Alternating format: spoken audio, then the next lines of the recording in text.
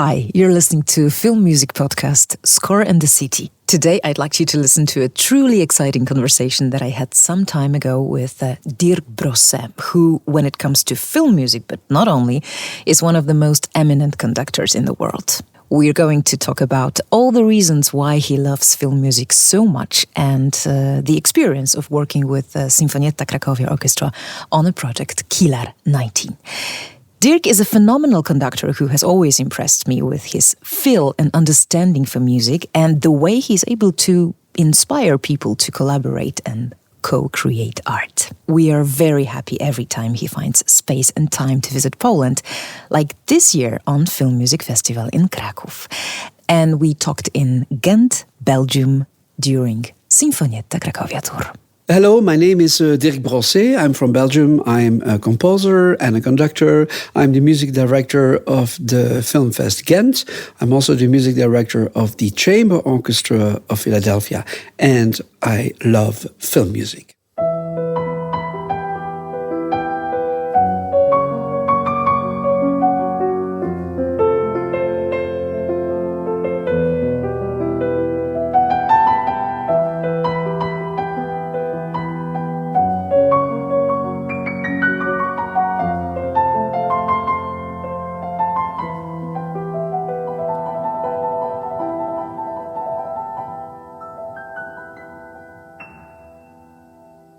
When you take one orchestra from one country and put this to another country, does it sound different? Absolutely. I think we can say that there are traditions of playing your instrument as individuals, but also playing in a group. There are traditions. I mean, some orchestras have their own sound, like the Berlin Philharmonic. They have their own sound.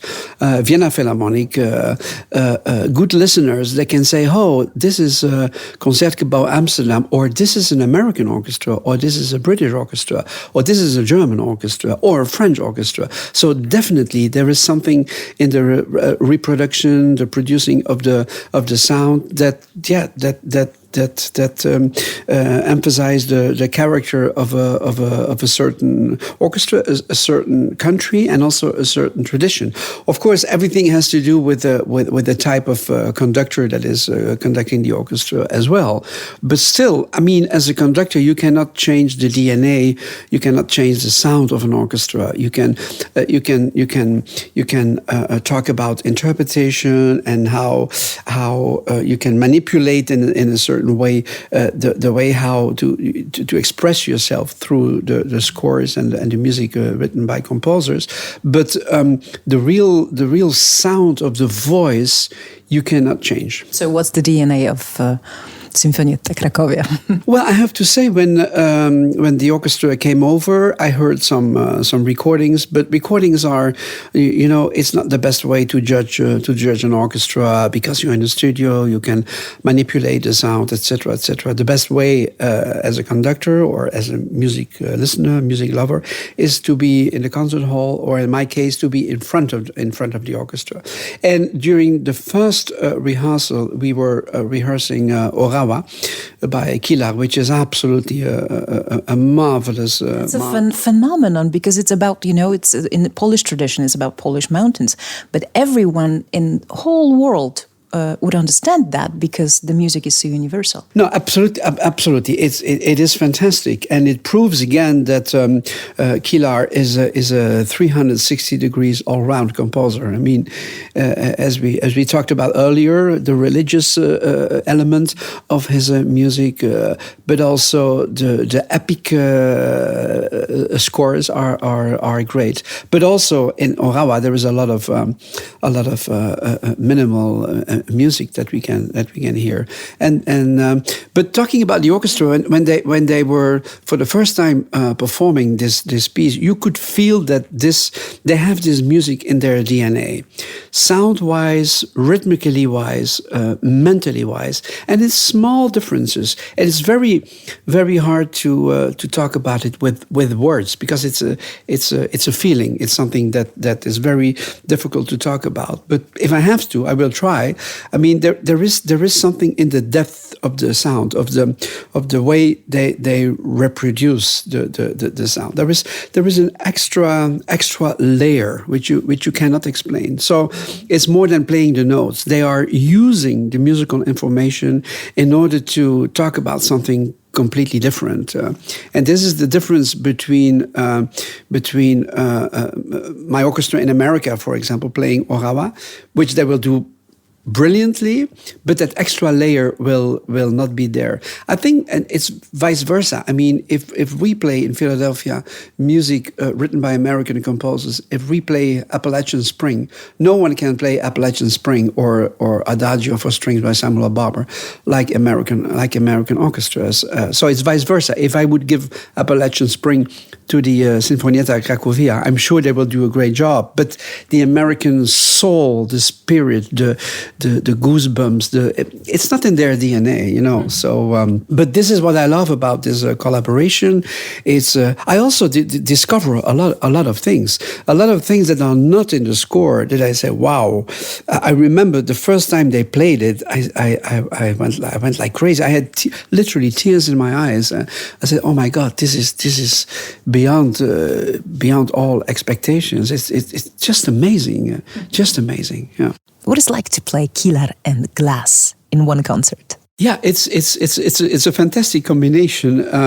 They're doing the same thing, and at the same time, I mean, they're cooking their meals with the same ingredients, but the taste is completely different. I think Kilar is using the minimalistic elements in a more romantic way, while Philip Glass he holds on the original idea.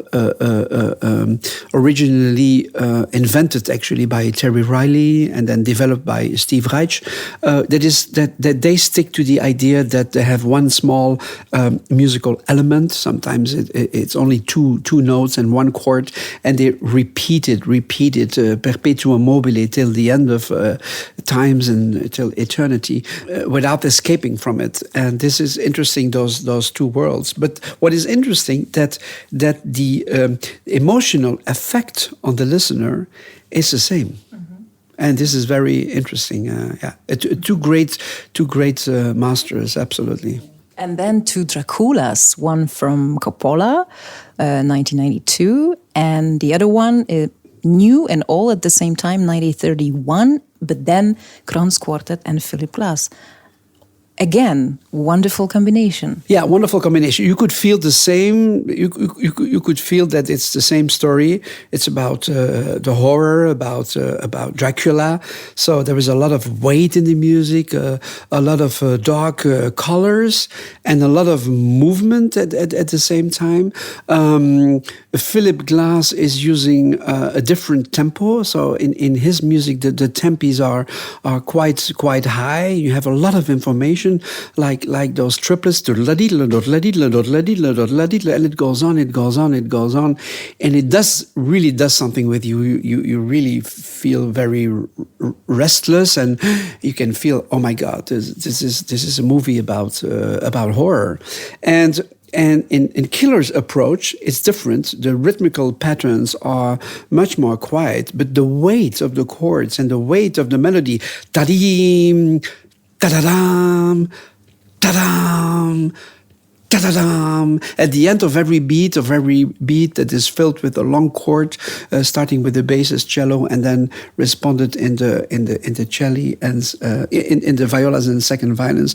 On top of that, there is that melody it's the start of the melody. It has so much drama in it, like ta-dam, ta-da-dam. And then underneath there is those chords, they weigh like 1,000 pounds, you know. And so, again, I have the same type of goosebumps, but in a different way. And this is very interesting for the musicians, but also for the audience.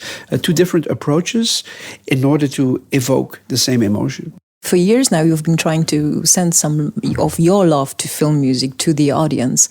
So maybe it's a good time to ask why you do love film music. Why is it so special to you? Well, film music was my first love. I mean, I always wanted to be a conductor and a composer as a young boy who was 8, 9 years old. Of course, without knowing what it was. But it was when I was 15, 16, that was about the time that the first Star Wars film came out. And I heard for the very first time the soundtrack by John Williams, and I was absolutely blown away. Because it's like in this music I heard everything that I loved. I heard Mozart, I heard Prokofiev, there was Shostakovich, there was the Planet Halls, there was Korngold. But above all, it is John Williams. It is John Williams. So it's music that is connecting to the collective memory. And as a trumpet player in those days myself, a professional trumpet player, I loved playing his brass parts and later on conducting his music. So film music was actually my first love, and throughout my career I have conducted so many different genres and styles. A lot of in Philadelphia I do only the classical music, Haydn, Mozart, Beethoven mainly, but in Europe I do a lot of crossover. Recently I was a conductor on the new album of Stromae, for example, so who is a world artist. I collaborate a lot with pop artists, with 360 degrees diverse artists. But I think film music is my first love and will always stay my first love. Beautiful. Like 2 days ago or 3 days ago, yes, I saw on Facebook under the post about, I don't know what was this exactly, a comment like, well, I was with my daughter somewhere during the concert, and now she knows that this was Elmer Bernstein concert and Brossé was conducting. So I always conducted film music. When I was 21 years old, 21 years young, I was appointed principal conductor and music director of the Brussels International Youth Orchestra, and later on of the Belgian National Youth Orchestra. And I was the very, very first one in this country who programmed film music. And I remember that I was called by the president of the board saying that literally I should not spoil the ears of the young people by programming film music. And I said, what the fuck? You know, I said, I'm very sorry, but I'm, or you fire me, or so I said, you have to believe that this is the music of the future.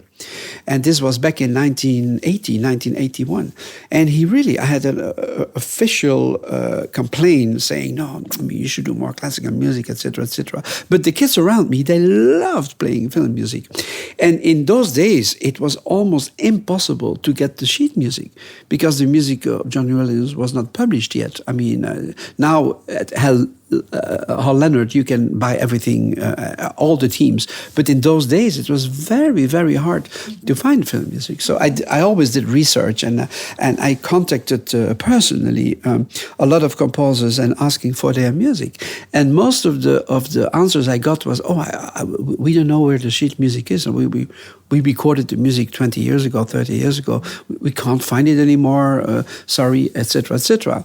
So I was always fighting for film music. And now you see, 40 years later, thanks to film music, a lot of orchestras survive. I know that the language of music is Italian mainly. Then it's English that you communicate, of course, with the orchestra. But maybe you have your favorite musical word in Flemish. Oh, my favorite Flemish musical word. Oh my God! So not Italian, not French, not English. Oh my, that's the most difficult question I got in years. And it's so simple, but oh my God, I have to think about it. Because most of the time, for example, when I rehearse with the National Orchestra in Belgium, I always do it in English. Yeah, because officially I have to speak French and Flemish, but you lose time. So that's why I do it in English. So when I conduct in Flemish, the word is, and probably you will not understand it, but the way I pronounce it, you will understand. The word is Zachtaardig. Zacht means soft. And aardig means family of soft. Zachtaardig. Like you are hugging someone, but in a very subtle way. Zachtaardig. I love the word because the meaning is in the structure of the word. Like, for example, in English, you say anger. It's in the word, anger or soft. But zachtaardig, zachtaardig. Please, let's play it one more time, but zachtaardig.